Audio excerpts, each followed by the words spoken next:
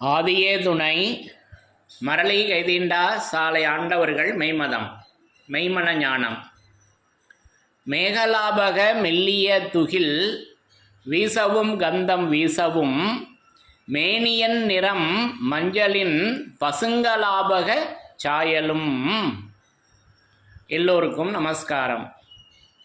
இவ்விரிபுவன வேதமாமறைகளின் அதிகாரண செழுங்கலை கருவூலத்து இறைவனின் திருவாயுரை விரிப்பு. இந்த மெய்ப்பாதை வேறு. வேதம் ஆசான் திருமேனி. வேதம் ஆசான் திருமேனி. வேதத்தை ஓதினாலே புண்ணியம். வேதங்கள் பூராவும் தித்திக்கின்றன. வேத ஏட்டில் எழுதியுள்ளதை படிப்பதன் பயன் இறைவனை காண்பதுதான்.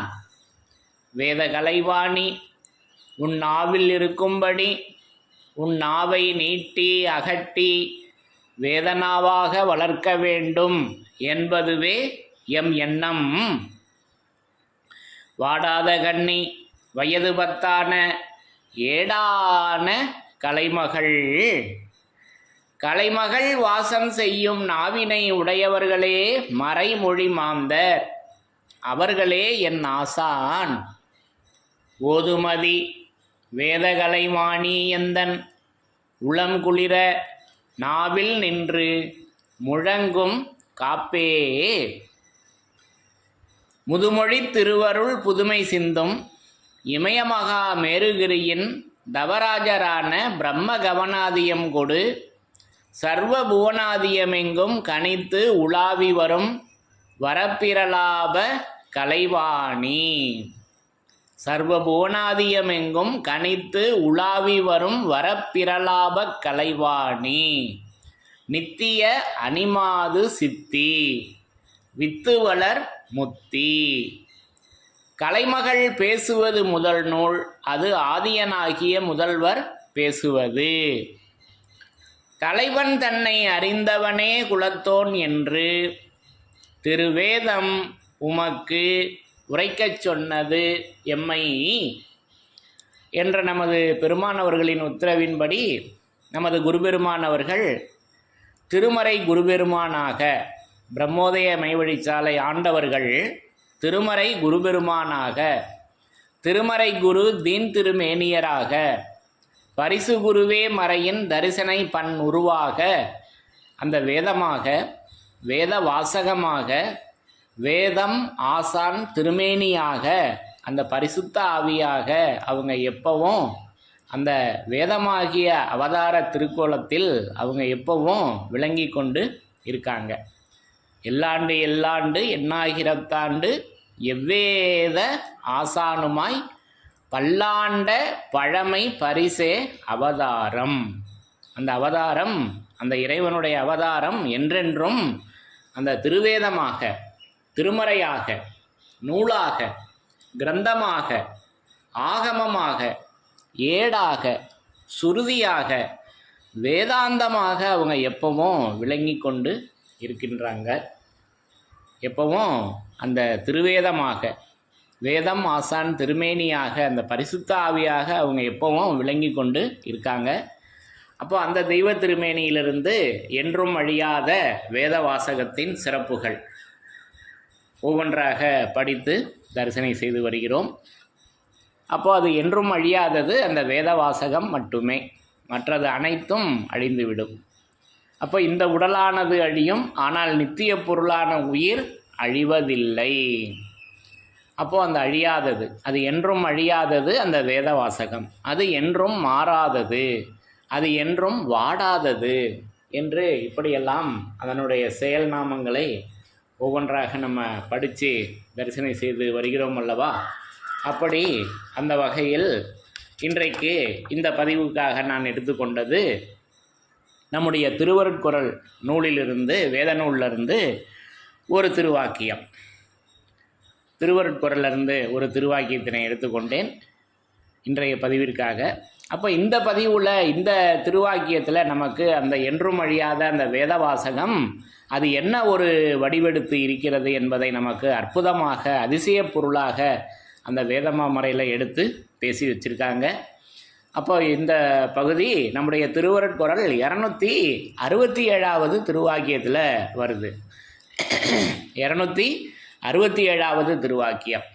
அந்த இறைஸ்வரூபம் வேதம் ஆசான் திருமேனியாக, அந்த இறைஸ்வரூபம் வேதம் ஆசான் திருமேனியாக நான் விளங்கி கொண்டிருக்கின்றேன் என்பதை எடுத்து உரைத்த எண்ணாகிய திருவாக்கியம் எண்ணாகிய 267ல் நமக்கு இந்த அழியாதது, அந்த என்றும் அழியாத அந்த வேத வாசகம் என்ன ஒரு வடிவெடுத்து இருக்கிறது என்பதை இங்கே அற்புதமாக எடுத்து இந்த திருவாக்கியத்தில் பேசி வச்சுருக்காங்க. அது என்ன என்பதை படித்து தரிசனை செய்யலாம்.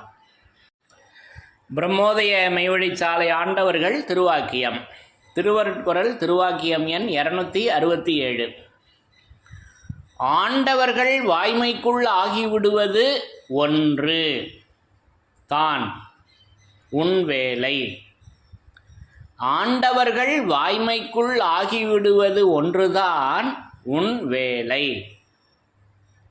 ஆண்டவர்கள் வாய்மைக்குள் ஆகிவிடுவது ஒன்று தான் உன் வேலை. இந்த ஒரு வரி எப்பேற்பட்ட ரகசியம்! ஆண்டவர்கள் வாய்மை. அப்போது பிரம்மோதய மெய்வழிச்சாலை ஆண்டவர்கள் எப்படி விளங்கி கொண்டிருக்காங்க அப்படின்னா, நான் வாய்மையாக விளங்கி கொண்டிருக்கின்றேன். நேராக எடுத்து சொல்லிட்டாங்களே. இப்போ ஒளிநடா போடும் பொழுது நம்முடைய பொன்னரங்க தேவாலயத்தில் வாசகம் சொல்லப்படுகிறது. என்ன சொல்லப்படுகிறது என்றால், திருவாக்கியம் படிக்கிறப்பையும் சொல்கிறோம், பிரம்மோதய மெய்வழிச்சாலை ஆண்டவர்கள் திருவாக்கியம். அப்போது அந்த இறைஸ்வரூபம் பரிசுத்த ஆவியாக எப்படி இருக்காங்கன்னா, அந்த வாக்கியமாக விளங்கி கொண்டு இருக்காங்க.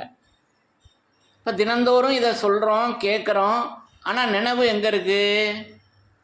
அப்போ பரிசுத்த ஆவியாக அவங்க எப்பவும் விளங்கி கொண்டு இருக்காங்க. அப்போ பரிசுத்த ஆவிக்கு நம்முடைய நினைவு வர வேண்டும். அப்போ இங்கே ஆண்டவர்கள் வாய்மை. அப்போ அந்த வாய்மை, இப்போ வாய்மை எவ்வளோ பெரிய தலைப்பு! நிறையா நம்முடைய வேதமாமறையில் விரிப்புகள் வச்சுருக்காங்க. அப்போ அறிவினை அறிந்தோர் அறிவர் இவ்வாய்மை. அப்போ அது வாய்மை எனப்படுவது யாதெனில் யாதொன்றும் தீமை இல்லாத சொல்லுங்க. பாருங்க, நம்மக்கிட்ட இருக்க சொல்லு ஆங்கார பூதம் சொல். பூரண புதையில் இறைவன் கொடுக்குறாங்க. நம்மக்கிட்ட இருக்கிற சொல்லு அது தீமை தருகின்ற சொல்லாகத்தான் இருக்குது. இப்போ நம்ம குடும்பத்தில் பேசுகிறோம், நண்பர்கள்ட்ட பேசுகிறோம், நம்ம பேச்சில் எவ்வளவு கோபம் வந்துடுது. நம்மக்கிட்ட இருக்க சொல்ல அது ஆங்கார பூதம் சொல். அது இறந்து அறிவை அறிவது அங்கே எல்லோ இல்மு என்ற சொல்லு என்று நமக்கு இல்மு என்ற சொல்லை நமக்கு அந்த வாய்மையை இறைவன் வேதமாமறையில் கொடுக்குறாங்க. அப்போ இது அன்றைக்கே திருவள்ளுவ நாயனார் திருக்குறளில் தங்களுடைய வேதமாமறையாகிய தங்களுடைய நித்திய திருமேனியில் அதை எழுதி வச்சுருக்காங்க. அப்போ வாய்மை எனப்படுவது யாதெனில் யாதொன்றும் தீமையில்லாத சொல். அதையல்லவா சொல்லணும். அப்போ தீமையில்லாத சொல். அப்போ நன்மை பிறங்கும் மௌனதாரை. அப்போ நன்மை எனும் திரு மூலமணிப்பதி நந்தி எனும் தீ. அப்போ அந்த நன்மை தருகின்ற அந்த சொல், அப்போ சொல்லல்லவா நன்மை தருகிறது. அதனால தான் அன்றைக்கே ஆழ்வார்கள் பாடி வச்சுருக்காங்க, நலம் தரும் சொல்லை நான் கண்டு கொண்டேன். இப்போ நலம் தருவது சொல்லல்லவா, பரிசுத்த ஆவியாக அல்லவா அதை நம்ம என்றைக்கும் தரிசிக்க முடியும் அல்லவா. ஆக இப்படி அந்த மெஞ்ஞான மகத்துக்கள் பேசிய அந்த வாசகங்கள் அது என்றைக்கும் இருக்கிறது. அவங்க கொஞ்ச நாள் தான் இருப்பாங்க, அதுக்கப்புறம் அவங்க காணாமல் போயிடுவாங்க. விஞ்ஞான மகத்துக்கள் அப்படியே இருக்க முடியுதா அந்த தூள திருமேனியில்? இல்லையே. முடியுமா? அதுவும் முடியாதே. அப்போ என்றைக்கும் அவங்க எப்படி இருக்காங்கன்னா அந்த பரிசுத்த ஆவியாக அவங்க விளங்கி கொண்டு இருக்காங்க. அப்போ அந்த நலம் தரும் சொல் அது தீமை இல்லாத சொல், அது நன்மை தருகின்ற சொல்லாக இப்படி நமக்கு அதை வச்சுருக்காங்க. அப்போ அந்த வாய்மை, அப்போது அது கொண்டல் வாய்மை, மெய்மன ஞானம் நிறையா இருக்குது வாய்மை. இப்போ என்றும் அழியாதது இப்போ நம்ம பேசிகிட்டு இருக்கோம். இப்போ பின்வரும் காலங்களில் இந்த வாய்மை என்ற தலைப்புலையும் நம்ம பேசலாம். நிறையா எடுத்து வச்சுருக்காங்க. எனக்கு காலம் இருந்தால் அதை நான் உங்களோடு பகிர்ந்து கொள்கிறேன். அது வீசியே வயதனைத்தும் வேதம் முழுதும் ஓதி என விண்டது சொல்லத்தகுவதோ என்று நமக்கு வயது கொடுத்தது இதற்காகத்தான் அல்லவா? அது வயது, அசலான வயது நமக்கு திருவேதமாக இருக்குது. ஏன்னா திருமஞ்சன குரலில் பேசி வர்றாங்க, ஒருவன் தன் வயதை போக்கி கொண்டு பேசுகிறானே. இப்போ வயது என்னன்னு சொல்கிறாங்க. இப்போ நம்முடைய வயது என்னன்னா, நம்மளுடைய பேச்சு தாங்க நம்மளுடைய வயது. அதனால் வருகின்ற அந்த லாபம் என்ன? அப்போது பேச்சு. இப்படி வயசு யாராவது சொல்லியிருக்காங்களா? நமது தெய்வம் அவங்க தான் சொல்லியிருக்காங்க, நமக்கு தெரிஞ்சு, எனக்கு தெரிஞ்சு.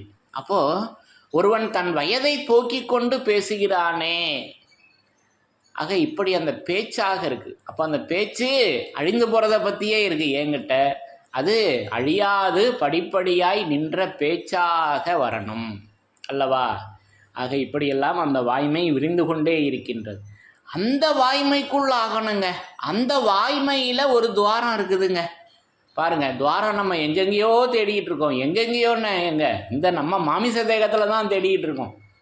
இதில் பிரயாணம் பண்ணுறது, அந்த துவாரத்தில் அதில் இன்பம் அனுபவிக்கிறது அப்படின்னு. அப்போ இங்கே பாருங்கள், அந்த வாய்மைக்கு உள், அப்போ அதில் ஒரு ஓட்டை இருக்குதுங்க. அப்போ அதில் இருக்குது அந்த தமர். இப்போ அந்த தமர்லாம் நம்ம பேசியிருக்கோம் அல்லவா இதற்கு முன். என்றும் அழியாத அந்த வேத வாசகம், அந்த துவாரம், அந்த ஓட்டை. அப்போது அந்த வாய்மை அதுக்குள்ளே ஒரு ஓட்டை இருக்குதுங்க. அது தாங்க பெருவெளி. அப்போ அது பிளாக் ஹோல் அப்படின்லாம் சொல்கிறாங்க. இந்த அண்டத்தில், வெளி உலகத்தில், அழிஞ்சு போகிற உலகத்தில் ஒரு வெளி இருக்குது அப்படின்லாம் சொல்லி என்னென்னமோ ஆராய்ச்சி பேசுகிறாங்க. அதெல்லாம் நமக்கு எந்த அளவுக்கு தெரியும்? அது எந்த அளவுக்கு நிரூபிக்க முடியும்? அப்போ இங்கே ஏதுமில்லாத பரவெளியை நமக்கு இங்கே வேதத்தில் கொடுத்துருக்காங்க. அதுக்குள்ளே இருக்குதுங்க. அந்த பரவெளி எங்கே இருக்குதுன்னா அந்த வாய்மைக்குள்ளே இருக்குது. ஆக இப்படியெல்லாம் இது நிறைய பேச வேண்டியது இருக்குது. பின்வரும் பகுதிகளில் எல்லாம் விளங்க பேசலாம். அப்போது ஆண்டவர்கள் வாய்மைக்குள் ஆகிவிடுவது ஒன்றுதான் உன் வேலை. இந்த சொத்து நம்மது. அப்போ இதுதாங்க சொத்து. அப்போ பாட்டன் சொத்து பேரனுக்கு உலகத்தில் நியதி இருக்கல்லவா? அப்போது இந்த சொத்து நம்மது. அப்போது அது சொத்து. அந்த சொத்து உரிமை கொண்ட வித்தகர் நமக்கு அந்த சொத்தை வழங்கியிருக்காங்க. இந்த சொத்தை அல்லவா நம்ம செலவு பண்ணணும். இப்போ நமக்கு இன்னும், எனக்கு இன்னும் எங்கே இருக்குது? இந்த அழிவுலக சொத்துக்களை சம்பாதிப்பதற்குத்தான் எண்ணம் போகுது. அது மண்ணாசை, பொன்னாசை, அதில் தான் இன்வெஸ்ட்மெண்ட் பண்ணணும், இன்னும் வாங்கணும். பத்தலை இடம் வேணும். நமக்கு வேண்டிய நிஜமான இடம் எவ்வளவு? அந்த 3.5 முழ இடம். 3.5 முழ இடம் திருவாக்கியங்களில் பேசி வர்றாங்கல்லவா? பர்ணகசாலை, பந்தடி மேடை, அன்னகக்குழு, அரண்மனை வாசல் எல்லாம் ஒருவன் கட்டி வாழ்ந்தாலும் அவனுக்கு வேண்டியது 3.5 முழ இடம்தானே. இப்படி யாராவது நினைத்து பார்ப்பது உண்டா? இறைவன் கேட்குறாங்க. நம்முடைய பர்மனண்ட் பிளேஸ் என்ன அப்படின்னாக்கா அந்த 3.5 முழ இடம். 6க்கு 2 12 சதுர அடி இருந்தால் போதும் நமக்கு. நம்முடைய இந்த மாமிச தேகம் அடக்கம் செய்ய 6x2 12 சதுர அடி இருந்தால் போதும். இதுதாங்க நமக்கு சொந்தமான இடம் அடக்கம் செய்வதாக இருந்தால். ஆக இப்படியெல்லாம் எண்ணி பார்க்க வச்சுருக்காங்க. அப்போ இந்த சொத்து நம்மது. இங்கிருப்பவளாகிய இந்த பொன்னரங்கம். இப்போ பாருங்கள், பொன்னரங்கம், அந்த பொன்னரங்கம் தேவாலயம், அந்த ஆலயத்தை அந்த வாய்மையாக அல்லவா நமக்கு இங்கே வழங்கியிருக்காங்க. அப்போ அந்த வாய்மையினுடைய சிறப்பை தான் வரிசையாக சொல்லி வர்றாங்க. ஆண்டவர்கள் வாய்மைக்குள்ள ஆகிவிடுவது ஒன்றுதான் உன் வேலை. இந்த சொத்து நம்மது. அந்த வாய்மையே நமக்கு சொத்து. அது பொன்னரங்கம். அப்போ அது தன்னரங்கத்தேடுடை பொன்னரங்கம் இயற்றியுள்ளோம். அகில மனுக்குல ஜென்மசாபல்ய எச்சரிக்கை பரிசில் பேசி வர்றாங்கல்லவா? அப்போ அந்த பொன்னரங்க தேவாலயத்தை பரிசுத்த ஆவியாக விளங்கி கொண்டிருக்கும் அந்த பொன்னரங்க தேவாலயத்தை இயற்றி வச்சிருக்காங்க. அப்போ பொன்னரங்க தேவாலயத்துக்குள்ள பொன்னரங்க தேவாலயம் இருக்கிறது, அது வேதமாக இருக்கிறது. அப்போ அந்த ஜீவ சிம்மாசனத்தில் அதை ஏற்றி இன்னைக்கு நமக்கு எடுத்து வச்சிருக்காங்கல்லவா. அந்த பொன்னரங்க தேவாலயத்தில் அந்த வேதங்கள் முழங்குகின்றன. ஒவ்வொரு வணக்கங்களிலும் அந்த வேத வாசகங்கள், அது மான்மியமாகவும், அது ஆதிமை உதயபூரண வேதாந்தமாகவும், திருவாக்கியங்களாகவும், தீர்க்க தரிசன பகுதிகளாகவும் அந்த பொன்னரங்க தேவாலயத்தில் அது என்றென்றும் ஒவ்வொரு வணக்கங்களிலும் முழங்கி கொண்டிருக்கின்றன அல்லவா. அப்போ இந்த பொன்னரங்கம் நமது மனைவி. அப்போ அந்த பொன்னரங்கம் அது தன்னரங்கத்தேடுடை பொன்னரங்கம் இயற்றியுள்ளோம். அப்போ இங்கிருப்பவளாகிய இந்த பொன்னரங்கம் நமது மனைவி. அப்போ மனைவி சொல்லே மந்திரம் அப்படின்னு ஒரு வாசகம் நம்ம கேள்விப்பட்டிருக்கோம். அதை நம்ம எதற்கு பொருத்திக்கிறோம் அப்படின்னா உலக வாழ்க்கைக்கு. அப்போ உலக வாழ்க்கையிலையும் ஒரு அனுபவம் வருது. நமக்கு வேண்டிய நல்ல விஷயங்களை தான் நம்முடைய மனைவிமார்கள் ஒவ்வொருவரும் அவங்கவுங்க குடும்பத்தில் உள்ள கணவன் மனைவிக்கு, கணவனுக்கு ஏற்ற, ஏன்னா உலக வாழ்க்கையில் கணவனுக்கு புத்தி கம்மி, இது எல்லோருக்குமே அனுபவம். அப்போ மனைவி சொல்லே மந்திரம், அது உலக வாழ்க்கையிலையும் அது நிஜமாகத்தான் இருக்குது அல்லவா. அதை விரிக்கலாம், அது விரிச்சிக்கிட்டே இருக்கலாம், இருந்தாலும் அளவோடு அதை நான் நிப்பாட்டிக்கிறேன். அப்போது மனைவி சொல்லே மந்திரம், அது உலக வாழ்க்கையிலையும் அது சரியாகத்தான் இருக்குது. என் பொண்டாட்டி அப்போவே சொன்னா, என்னோடய வீட்டுக்காரி அப்போவே சொன்னா அப்படின்லாம் நம்ம அது ஒரு அனுபவம் வந்ததுக்கப்புறம் தான் அதை நினச்சி பார்ப்போம். அது உலக காரியம், அது இருக்கட்டும். அப்போ இங்கே நமக்கு நமது பொன்னரங்கம் மனைவி. அப்போது இந்த பொன்னரங்கம் நமது மனைவி, இங்கிருப்பவளாகிய இந்த பொன்னரங்கம் நமது மனைவி. அப்போ அந்த மனைவி, அப்போ அது வெற்றி தருகின்ற மனையாக, அந்த மனை, அந்த இடம் அது வெற்றி தருகின்ற மனைவியாக அந்த இறை சொரூபம் தங்களை இங்கே பெண்ணாக அவங்க ஆக்கி கொண்டு இருக்காங்க அல்லவா. இப்போ இந்த மனைவி சொல்லே மந்திரம். அப்போ அது ஒவ்வொரு வேத மந்திரங்களாக அதை நமக்கு எடுத்து வச்சிருக்காங்க. ஏன்னா அது இறைவனுடைய பரிசுத்த உடம்பல்லவா. வேதபோத நீத மந்திரங்கள் வேறு வேறு அனைத்தும் ஓருருவாகி உடம்பெடுத்து. அப்போ இறைவனுடைய உடம்பு அது வேதபோத நீத மந்திரம். அப்போ அது மனைவி சொல்லே மந்திரம். அந்த சொல் அது ஓர் சொல், அது சொல்லென்றால் அது ஒரு சொல்லா, உன்னுடைய ஜீவிய காலத்திற்கே வேண்டிய திருப்பணி. வேறுபட்ட வாசகம், நம்முடைய ஜீவிய காலத்திற்கே வேண்டியதை குறிக்கின்ற சொல்லாக அல்லவா அது இருக்கிறது. ஆக இப்படியெல்லாம் இதெல்லாம் நிறைய நெடுக பேச வேண்டியதாக இருக்கிறது. அப்போ நம் பொன்னரங்கம், இந்த பொன்னரங்கம் எல்லாவற்றிற்கும், இந்த பொன்னரங்கம் நமது மனைவி, இங்கிருப்பவளாகிய இந்த பொன்னரங்கம் நமது மனைவி. இறுதி சுகம் தருகிறவள் இவள்தான் என்றிருந்தாள், நீ ஞானத்தையே வேண்டாவிடினும் அது தானே உன் தலையில் தோஜம் கட்டி ஏறிவிடும். அப்போ இறுதி சுகம், அப்போ மனைவி உலக வாழ்க்கையில் ஒரு சுகம் அது இருக்கு. அப்போ இங்கே இறுதி சுகம், அப்போ இறுதி சுகம் தருகிறவள் அந்த திருவேதமாக அல்லவா, அந்த இறை சொரூபத்தினிடம் அல்லவா நம்ம அந்த சுகத்தை அனுபவிக்கின்றோம். இப்போ இதெல்லாம் நெடுக பேச வேண்டிய வாசகங்களாக நமக்கு எடுத்து வச்சிருக்காங்க. அப்போ இறுதி சுகம் தருகிறவள் இவள்தான் என்றிருந்தால் நீ ஞானத்தையே வேண்டாவிடினும் அது தானே உன் தலையில் தோஜம் கட்டி ஏறிவிடும். இது தன்னது என்ற எண்ணம் தீர்க்கமாக வந்தால் போதும். அப்போ இதெல்லாம் நிறைய பேச வேண்டியது இருக்குதுங்க. இப்போ இது தன்னது என்ற எண்ணம் தீர்க்கமாக வந்தால் போதும். இப்போ தீர்க்கமாக வரணும். அப்போ தீர்க்கம், நமக்கு தெரிஞ்ச தீர்க்கம்னா என்ன? காலில் போய் விழுகிறது, தீர்க்கமாக கைப்பற்றி இருக்கிறது. இப்போ தீர்க்கம்னா என்ன? இப்போ இதெல்லாம் வேதமாமறையில் நமக்கு பேசி தான் வச்சுருக்காங்க. இப்போ என்ன தீர்க்கம்? அப்போ அது சிக்கன பிடித்தேன் எங்கு எழுந்து அருளுவது. திருவருட்குறள் 258வது திருவாக்கியத்திலையும் தீர்க்க பிடின்லாம் பேசி வர்றாங்க. மந்திரஸ்திரம் திருவாக்கியத்தில். அப்போ இதற்கான விடைகள்லாம் நம்முடைய வேதமாமறையில் பேசி தான் வச்சுருக்காங்க.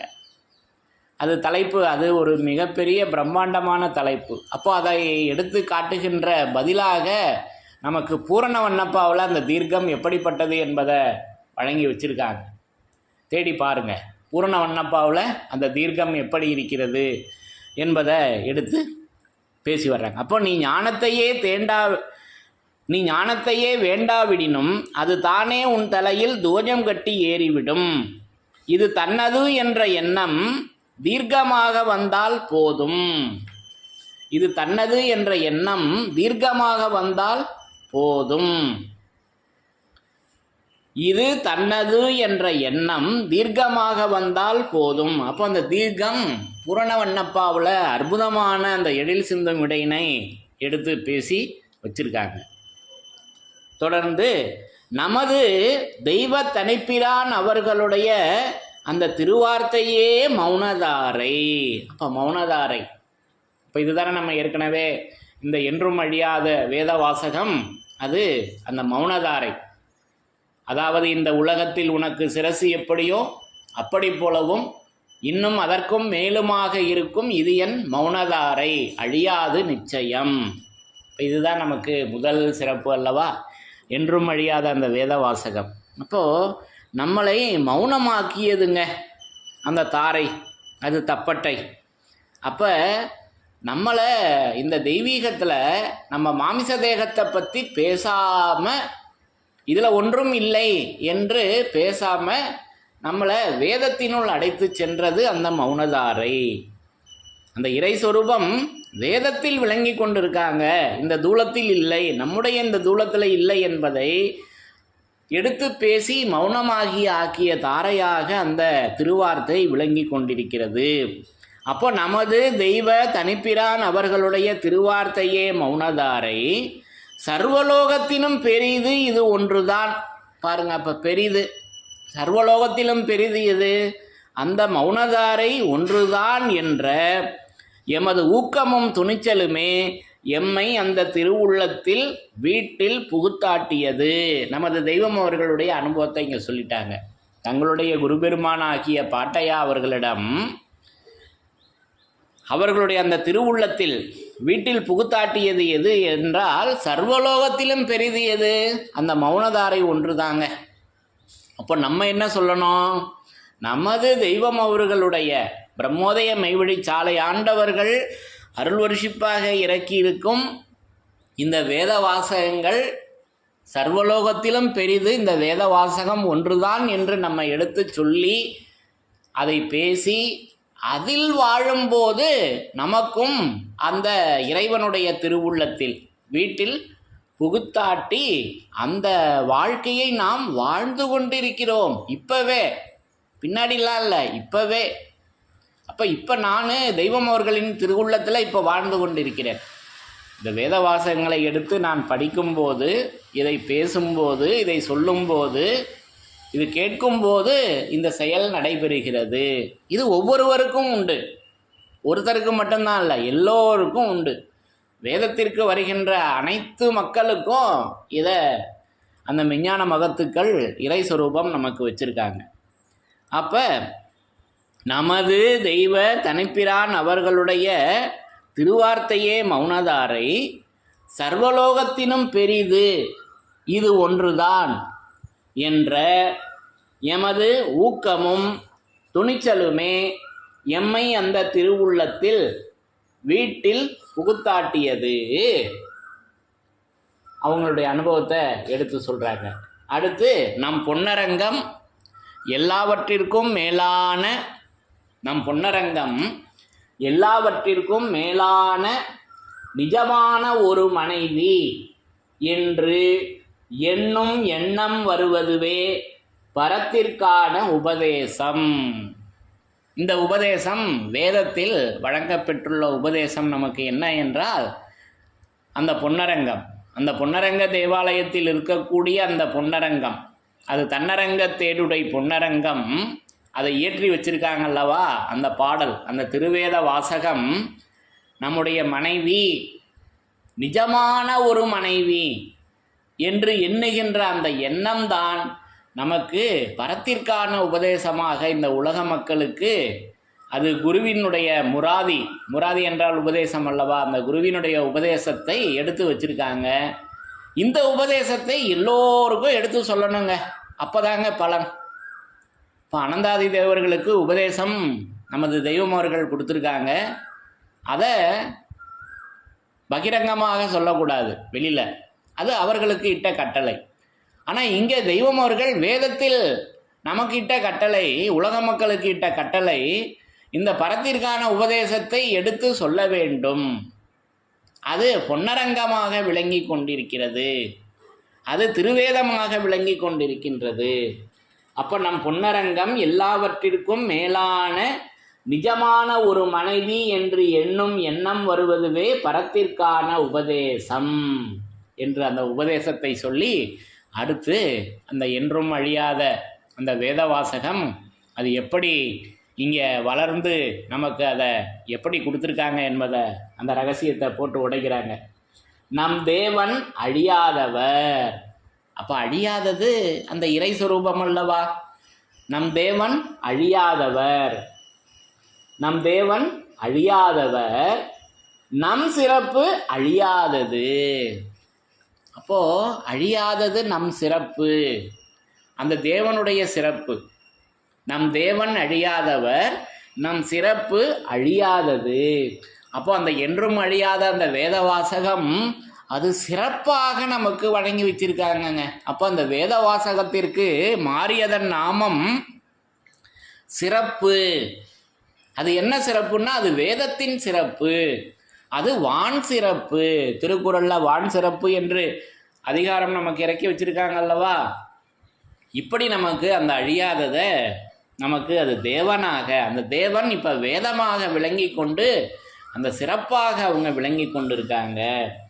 அப்போ நம் பொன்னரங்கம் எல்லாவற்றிற்கும் மேலான நிஜமான ஒரு மனைவி என்று எண்ணும் எண்ணம் வருவதுவே பரத்திற்கான உபதேசம்.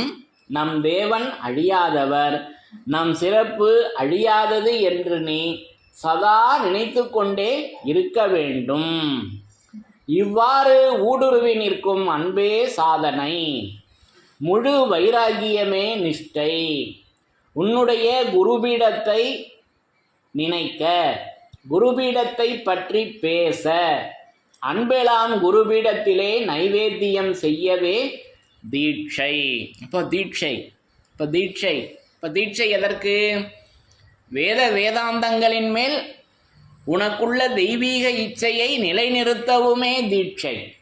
அப்போ இது வேதத்தில் நமக்கு இறைவன் தந்துள்ள தீட்சை. நமது தெய்வம் அவர்கள் அந்த வேதாந்தங்களின் மேலே இச்சை வரணுங்க. ஆனால் நமக்கு எங்கே இருக்குது இச்சை? மாமிச தேகத்து மேலேயே தான் இருக்கே தவிர வேதாந்தங்களின் மேல் இச்சை வரணும், அதுதான் தீட்சை. என்னையே நினைந்தெழு, உன் மனத்தினை என்னிடையே வை, என்னையே நினைந்திரு நீ, மற்றனைக்கே பூசனை செய், என்னையே குருவாக்கொள், எப்போதும் இது செய்யில், என்னையே வந்து அடைவது உறுதி, இது மெய்யே இது மெய்யே. மெய்யே வேதம் ஆசான் திருமேனி, என்னையே வந்து அடைவது உறுதி, இது மெய்யே இது மெய்யே. வேதம் ஆசான் திருமேனி, வேத விளக்கம் அவர்கள் திருவாக்கு. எம் எண்ணத்திற்கு மாறாக பேசினால், எம் எண்ணத்திற்கு மாறாக பேசினால் எண்ணினால் பாவமே வரும். எது செய்யும் போதும் எம்மையே பார், எம்மையே நினை.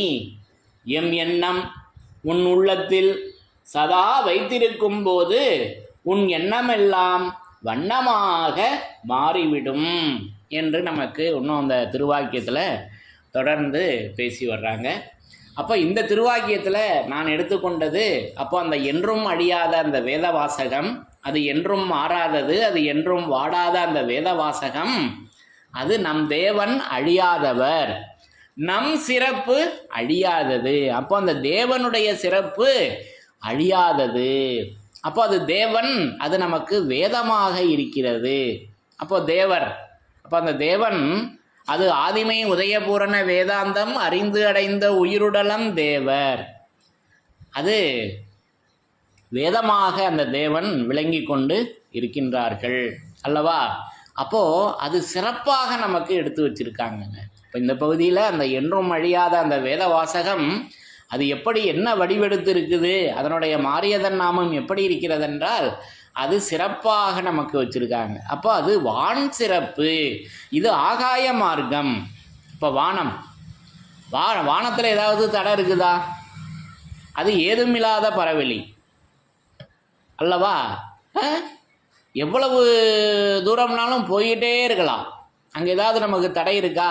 பூமியில் தான் நமக்கு தடை இருக்குது. அதே போல் இங்கே மெஞ்ஞானத்தில் நம்முடைய மாமிச தேகத்தை விட்டு என்ன உலகத்திற்கு வர வேண்டும் எண்ணம்.